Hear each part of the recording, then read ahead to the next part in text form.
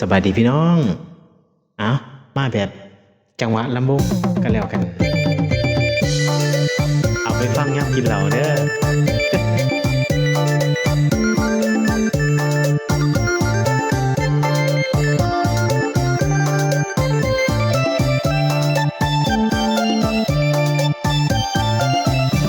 ได้ยินข่าวว่าเขาสิมา มันเจ้า ยินเสียงคนเขาเว้าเป็นเจ้าอิลีสันบอกผู้สาวของอายสิไปมันกับสายหูปลอมันเป็นอิลีบ่นออายอยากพอหน้าเจ้าเบิ่งแน่ย่างไปใส่ผู้ใดเขาก็เว้าพื้นว่าแม่นแล้วมืนสามซื่นเจ้าสิเปลี่ยนแปลงหับมันผู้บ่าวที่เจ้าหักเขาคักแน่อายคงหมดหวังแท้เป็นผู้แพ้เศรษฐีมีเงินยอ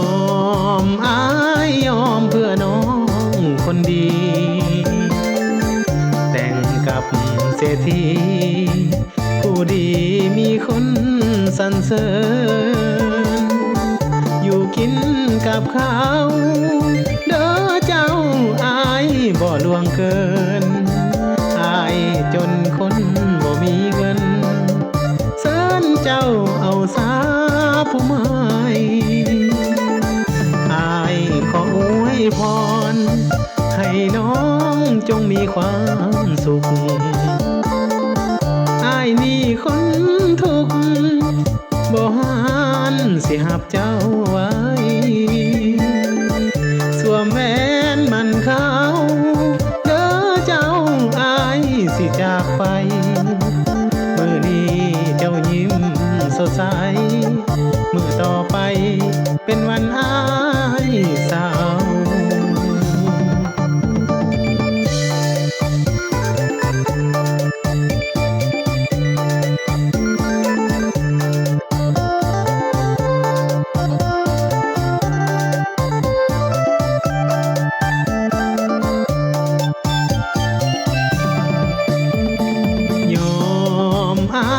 ยอมเพื่อน้องคนดี แต่งกับเศรษฐีผู้ดีมีคนสรรเสริญอยู่กินกับเขาเด้อเจ้าอายบ่ลวงเกินอายจนคนบ่มีเงินเสินเจ้าเอาสาผู้ใหม่อายขออวยพรให้น้องจงมีความสุขอายนี่คนทุกข์บ่หานสิหับเจ้าไว้สวมแหวนมันเขาเด้อเจ้าอายสิจากไปมื้อนี้เจ้ายิ้มสดใสมื้อต่อไปเป็นวันอายเศร้า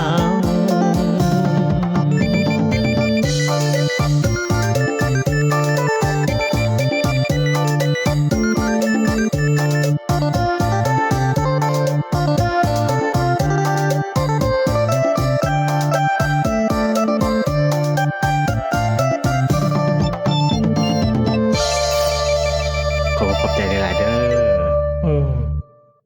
อสวดๆพี่น้อง